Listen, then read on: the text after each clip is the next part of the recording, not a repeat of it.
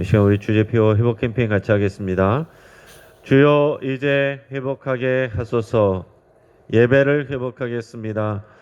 기도를 회복하겠습니다. 사랑을 회복하겠습니다.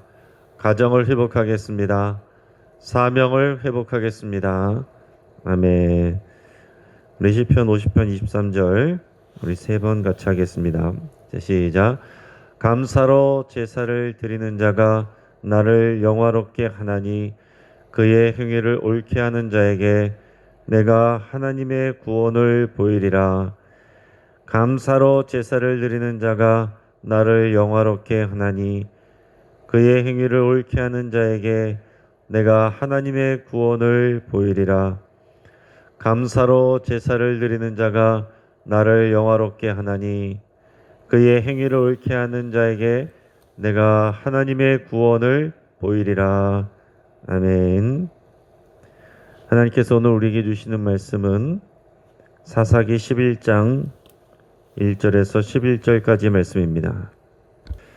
자, 오늘 본문을 통해서 하나님 없는 정치라는 제목으로 말씀의 은혜를 같이 나누겠습니다. 자, 어제 전두환 전 대통령이 자택에서 화장실에 가다가 쓰러져서 별세했다라는 소식이 전해졌습니다. 약 한 달 전에 노태우 전 대통령이 별세한 것과 더불어서 12.12 사태의 두 주역이 역사의 뒤안길로 사라지게 됐습니다. 1979년 12.12 사태를 통해서 이 권력을 잡았던 신군부 세력이 나라의 최고 통치자의 자리까지 차지했던 것이 바로 얼마 전인 것 같은데 세월이 참 무상하고 권력이 무상하다라는 생각을 하게 됩니다. 여러분, 인간의 역사는 고대나 중세나 근대나 현대에 이르기까지 다 정치 싸움의 연속이다라고 말할 수가 있습니다. 정치는 꼭 나쁜 말이 아닙니다. 정치는 한 사회의 가치들을 권위적으로 배분하는 것, 이렇게 얘기를 할 수가 있습니다. 교회에도 행정이 있고 정치가 있습니다. 자, 위키백과에서 찾아보니까 교회 정치를 이렇게 설명하고 있습니다. 교회 정치는 교회 또는 기독교 교파의 운영 및 관리 구조이다. 또한 교회의 목회 구조와 교회 간의 권위 관계를 나타내기도 한다. 정치는 교회론과 관련된 교리, 신학과 밀접하게 관련되어 있다. 이렇게 되어 있습니다. 전통적으로 이 교회 정치를 나눌 때는 이렇게 나눕니다. 세 가지 이제 크게 중요한 형태가 있는데, 첫째는 감독 정치가 있어요. 자, 감독 정치라는 데는 감리교죠. 그리고 장로 정치하는 데가 있습니다. 이게 우리 장로교입니다. 회중 정치하는 데가 있어요. 회중 정치는 회중들이 다 같이 그 권위를 나눠 갖는 것인데, 침례교도 그런 회중 교회의 한 형태라고 할 수가 있습니다. 우리가 그 순서대로 보면은 교회의 권위가 더 소수에 집중되고 더 강력합니다. 감독 정치가 감독 개인에게 그 권력이 막강하게 있다고 한다면은 장로 정치는 이 장로들의 모임인 당회에 그 교회에 그 권위가 있고, 회중 정치는 아예 회중들에게 이렇게 그 권위가 있습니다. 자, 그런데 역사적으로 보면은 장로교회가 역사적으로 가장 오래되었고 전통적입니다. 종교개혁 이후에 이루어진 이 개혁교회의 출발은 장로교회의 형태였어요. 그래서 우리 장로교회의 가장 이 뿌리라고 할 수 있는 사람들은 종교개혁자 칼빈이고, 그 다음에 스코틀랜드의 존 낙스 같은 사람이 우리 장로교회의 깊은 뿌리다라고 얘기할 수가 있습니다. 지금 현재 우리 교회도 장로 선거를 하고 있습니다. 장로교회들은 장로 선거가 큰 이슈입니다. 제가 봤던 어떤 분은 기존 교회에서 장로가 되지 못하니까 작은 교회로 가서 장로가 돼서 저한테 연락을 해온 적이 있습니다.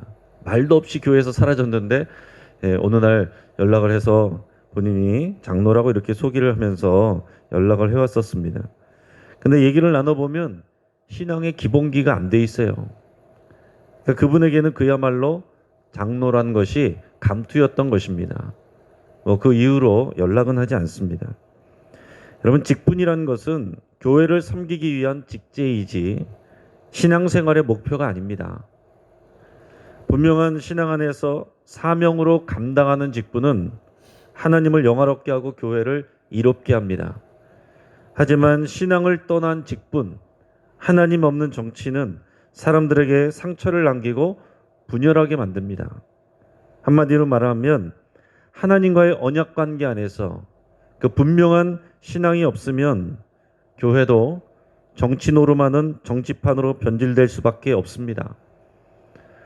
여러분, 후보들뿐만이 아니라 성도들 모두가 철저하게 기도하면서 선거를 해야 됩니다. 겸손과 순정이 바탕이 되어야만 이 선거가 우리에게 잔치가 되고 유익이 될 수 있습니다.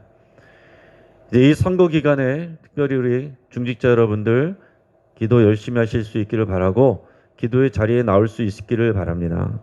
기도하지 않고서 하는 일에 열매가 있을 수가 없어요. 기도하지 않고서 말만 많이 하는 것은 그야말로 하나님 없는 정치를 가는 지름길이 될 수밖에 없습니다. 오늘 사사기의 역사들을 보면 점점 더 하나님의 마음을 헤아리고 기도하고 순종하는 그런 모습들이 줄어들고 사람들의 이런 권력욕과 정치 싸움이 더욱 드러나는 것을 보게 됩니다. 오늘 다루게 되는 이 사사 입다의 스토리는 흡사 어떤 정치 스타의 탄생을 보는 것처럼 그렇게 생각이 될 정도입니다. 오늘 본문 1절에서 3절까지 말씀을 같이 읽겠습니다. 길르앗 사람 입다는 큰 용사였으니 기생이 길르앗에게서 낳은 아들이었고 길르앗의 아내도 그의 아들들을 낳았더라. 그 아내의 아들들이 자라매 입다를 쫓아내며 그에게 이르되 너는 다른 여인의 자식이니 우리 아버지 집에서 기업을 잊지 못하리라 한지라. 이에 입다가 그의 형제들을 피하여 돕당에 거주하며 잡류가 그에게로 모여와서 그와 함께 출입하였더라. 아멘. 자, 입다는 길르앗 출신이다 이렇게 기록하고 있습니다. 이 길르앗은 지역 이름이기도 하고 사람의 이름이기도 해요. 이 길르앗은 기본적으로 요단강 동편 지역, 하나님이 약속한 땅은 요단강 서편 지역이고 이 요단강 서편으로 들어가기 전에 자리 잡았던 이 요단강 동편 지역의 이 중심부를 전체적으로 길르앗이라고 이렇게 말합니다. 한편 이 길르앗은 사람의 이름인데요. 므낫세의 아들 마길의 아들 그 이름이 길르앗입니다.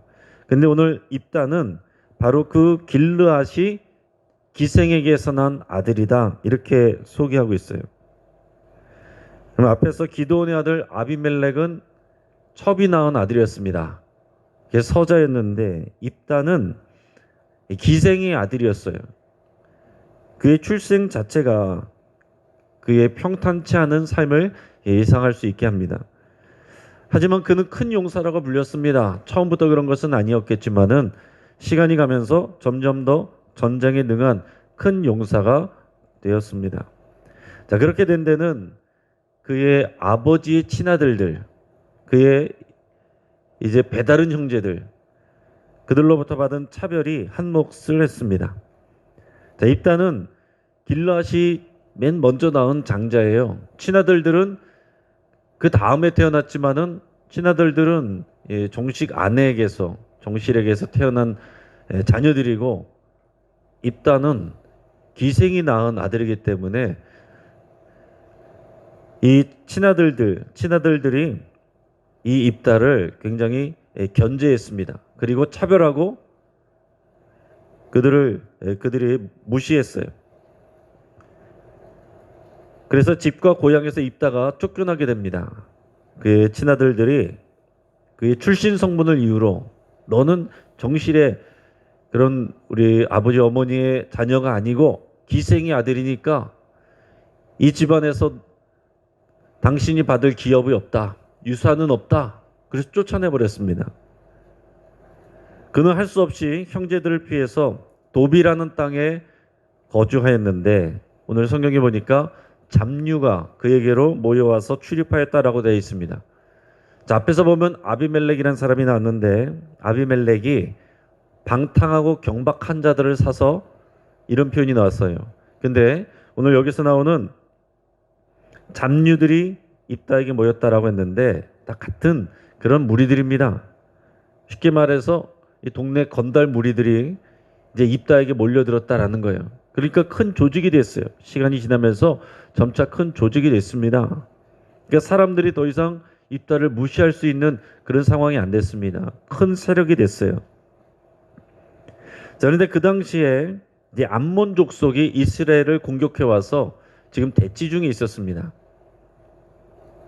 자, 그래서 길앗의 나이 많은 장로들이 입다를 돕당에서 데려와서 도움을 받으려고 그랬어요. 큰 용사라고 그랬으니까 전쟁을 잘하는 사람이니까 그리고 자기의 그 군사력을 갖고 있는 사람이니까 입다의 도움을 받으려고 그랬습니다. 그래서 입다를 찾으러 청빙하러 쉽게 말하면 청빙하러 돕당으로 이 길앗 장로들이 갔어요. 그래서 가서 입다에게 뭐라고 얘기하냐면은 우리의 장관이 되라. 우리에게로 와서 우리 길앗의 장관이 되어달라 이렇게 얘기했습니다. 자, 그런데 우리가 사실 앞에 10장 18절 바로 앞에 보면은 이렇게 돼 있어요. 길앗 백성과 방백들이 서로 이르되 누가 먼저 나가서 암몬 자손과 싸움을 시작하랴. 그가 길앗 모든 주민의 머리가 되리라 하니라. 이 무슨 얘기냐면 자, 이 길앗 장로들이 모여서 기도를 했습니다. 전쟁 상황이 되고 위급한 상황이 되니까 모여서 회의를 한 거예요. 자, 앞에서는 주로 어떤 일이 있었냐면 어려운 일이 있었으면 하나님 앞에 모여서 부르짖었습니다. 근데 부르짖는 게 아니라 모여서 회의를 했어요. 길앗 장로들이 모여서 기도는 안 하고 모여서 회의를 하면서 누가 저 암몬 잡숙하고 나가서 싸워서 전쟁에서 우리를 이기게 할 거냐? 우리를 이기게 하는 그 사람은 우리 길르앗의 머리가 되리라. 머리가 되리라는 말은 무슨 얘기냐면 왕이 되게 하겠다. 통치자가 되게 하겠다라는 얘기입니다. 자, 그런데 지금 누구를 찾아왔어요? 입다를 찾아왔습니다. 여러 후보들을 놓고 이렇게 검토하다가 보니까 아무래도 이 전쟁을 이기게 할 사람은 입다밖에 없다. 그래서 길앗 장로들이 찾아갔는데 앞에서 얘기할 때는 뭐라고 그랬습니까? 이 전쟁에서 우리를 이끌고 이기게 하는 사람은 우리의 머리가 되게 하겠다. 왕이 되게 하겠다. 통치자가 되게 하겠다 했는데 오늘 읽게 되는 말씀에서는 왕이 되어달라 그렇게 말한 게 아니라 우리의 장관이 되어달라 이렇게 얘기합니다. 왜 그렇게 바뀌었겠습니까? 입다의 도움을 받기는 해야 되겠는데 그렇다고 우리의 왕으로 삼기는 전체 리더로 통치자로 삼기는 아무래도 그는 부족하다. 그는 기생의 아들 출신 아니냐. 그러니까 그는 스펙이 부족하니까 그를 우리의 지도자로 삼기는 아무래도 자격이 미달이다. 자기들이 그렇게 생각을 하니까 도움은 받아야 되겠고 머리가 아니라 장관이 되어달라 이렇게 얘기를 한 것입니다. 그런데 입다는 이 길앗 장로들을 차갑게 대합니다.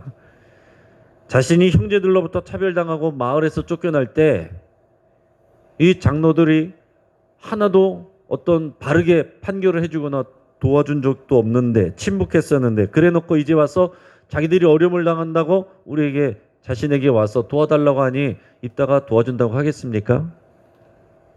그래서 면박을 주고 있는 거예요. 우리 4절에서 7절까지 말씀을 우리 같이 읽어보겠습니다. 얼마 후에 암몬 자손이 이스라엘을 치려하니라. 암몬 자손이 이스라엘을 치려할 때에 길앗 장로들이 입다를 데려오려고 돕당에 가서 입다에게 이르되 우리가 암몬 자손과 싸우려 하니 당신은 와서 우리의 장관이 되라 하니 입다가 길앗 장로들에게 이르되 너희가 전에 나를 미워하여 내 아버지 집에서 쫓아내지 아니하였느냐. 이제 너희가 환난을 당하였다고 어찌하여 내게 왔느냐 하니라. 그러므로 길앗 장로들이 입다에게 이르되 이제 우리가 당신을 찾아온 것은 우리와 함께 가서 암몬 자손과 싸우게 하려 함이니 그리하면 당신이 우리 길앗 모든 주민의 머리가 되리라 하매. 자, 뭐라고 그랬어요? 앞에서는 우리의 장관이 되어달라고 그랬는데 입다가 차갑게 문전박대하니까 말을 바꿔서 와서 싸워서 이겨주시오. 그리고 당신이 우리 길르앗 모든 주민들의 머리가 되어 주시오. 이렇게 바꿨어요. 대우가 달라졌습니다. 파격적인 대우로 바꿔버렸어요. 그러니까 원래대로 얘 안 되겠다. 이 장관 정도 해가지고서 구슬려려고 그랬더니 안 되겠다. 그래서 그 자리에서 우리의 머리가 되게 하겠다. 약속을 했습니다. 그 이어서 우리 8절에서 11절 말씀을 9절에서 11절 말씀을 같이 읽겠습니다. 입다가 길앗 장로들에게 이르되 너희가 나를 데리고 고향으로 돌아가서 암몬 자손과 싸우게 할 때에 만일 여호와께서 그들을 내게 넘겨주시면 내가 과연 너희의 머리가 되겠느냐 하니 길앗 장로들이 입다에게 이르되 여호와는 우리 사이의 증인이시니 당신의 말대로 우리가 그렇게 행하리다 하니라. 이에 입다가 길앗 장로들과 함께 가니 백성이 그를 자기들의 머리와 장관을 삼은지라. 입다가 미스바에서 자기의 말을 다 여호와 앞에 아뢰니라. 아멘. 자, 우리 머리가 되게 하겠다라고 얘기하니까 입다의 마음이 흔들렸어요. 자, 그러면서 9절에서 뭐라고 얘기합니까? 내가 만약에 돌아가서 이 암몬 족속과 싸워서 여호와께서 그들을 내 손에 붙이시면, 내가 승리하면, 이런 소리죠. 여호와께서 그들을 내 손에 붙이시면 그 다음에 뭐라고 말합니까? 내가 과연 너희의 머리가 되겠느냐? 지금 이 입다의 말을 들어보면 여호와 하나님에 대한 그 신앙이 있는 것 같지만 그의 주된 관심은 뭡니까? 지금 여호와 하나님의 뜻이 아니라 그렇게 한다면 과연 내가 너희들의 머리가 되겠느냐? 이 자리와 직분에 지금 주된 관심이 있는 겁니다. 그랬더니 길앗 장로들이 약속했어요. 여호와는 우리 사이의 증인이시니 당신 말대로 우리가 그렇게 하겠습니다. 당신을 우리의 머리로 삼겠습니다. 그래서 11절에 이에 입다가 길앗 장로들과 함께 가니까 백성이 그를 자기들의 머리와 장관으로 삼았다. 머리로도 삼고 장관으로 삼았다. 이렇게 됐어요. 여러분, 오늘 읽은 본문의 내용들을 보면 기존의 사사들하고 내용이 다릅니다. 이 어려움이 처했을 때 백성들은 부르짖었고 기도했고 회개했고 그러면 하나님은 사사를 세워서 그들을 구원했어요. 근데 지금 입다라는 사사를 세우는 과정은 하나님이 역사하시는 그런 말씀이 없고 백성들이 엎드려서 기도하는 내용이 없고 이런 인간적인 그런 정치 관계에서 그들이 세워지는 것을 보게 됩니다. 이런 사사가 지금까지 없었어요. 입다의 스토리는 하나님의 선택과 하나님의 인도하심이 중심이 되는 게 아니라 오직 인간들의 경쟁과 견제와 차별 그리고 정치적 화해 그리고 장관이 되느냐 머리가 되느냐 하는 이 자리 싸움만 오늘 성경에서 기술되고 있습니다. 자, 그럼에도 불구하고 하나님의 역사를 보면 하나님은 입다를 통해서 이스라엘을 구원해 주셨습니다. 부족한 사람이지만 하나님은 그런 입다를 통해서도 일하셨어요. 이런 입다를 보면 그 삶은 결국에는 그러나 그리스도인들에게 귀감이 되지는 못합니다. 덕이 되지 못해요. 입다를 통해서 오늘 한국교회를 바라보게 됩니다. 한국교회 안에 오늘 입다처럼 분명히 큰 일을 하고 많은 사역을 하고 인지도도 있지만 한편에서는 너무 정치적이다 라는 비판을 받는 그런 지도자들을 떠올리게 됩니다. 당장에는 칭찬을 받고 박수를 받지만 큰 명예를 갖지만 후대의 평가는 그렇게 좋지 않은 그런 경우들이 많이 있다라는 것입니다. 여러분, 우리 한국교회는 자신의 명예와 성공을 위해서 노력하는 지도자보다 철저하게 하나님의 영광을 위해서 하나님 앞에 순종하는 또 겸손하게 교회를 섬길 수 있는 그런 지도자들을 필요로 하고 있습니다. 여러분, 건강한 일꾼이 교회를 건강하게 만드는 거예요. 건강한 일꾼이 나와야 교회가 건강해집니다. 건강한 일꾼이란 것은 철저하게 하나님을 섬기고 예배하고 기도하는 그 가운데서 그 신앙으로 모든 일을 하는 사람이 건강한 일꾼이에요. 자리 때문에 일하는 것이 아니라, 자기의 이름 때문에 일하는 것이 아니라 하나님의 영광과 교회를 위해서 하나님 앞에 순종하며 겸손하게 일하는 사람이 일꾼인 것입니다. 교회가 건강해지지 않으면 세상의 소금이 되는 것이 아니라 다만 사람들의 발에 밟히는 그런 신세가 될 수밖에 없습니다. 이제 말씀을 정리합니다. 정치는 꼭 필요한 것이지만 하나님이 없는 정치는 개인을 망가뜨리고 교회를 망가지게 합니다. 입다는 그 스토리를 보면 인생이 입지전적인 인물입니다. 불우한 환경을 딛고 최고 리더가 됐어요. 그러나 그런 인간적인 성공이 하나님의 영광을 가릴 수 있다라는 것을 우리에게 가르쳐 줍니다.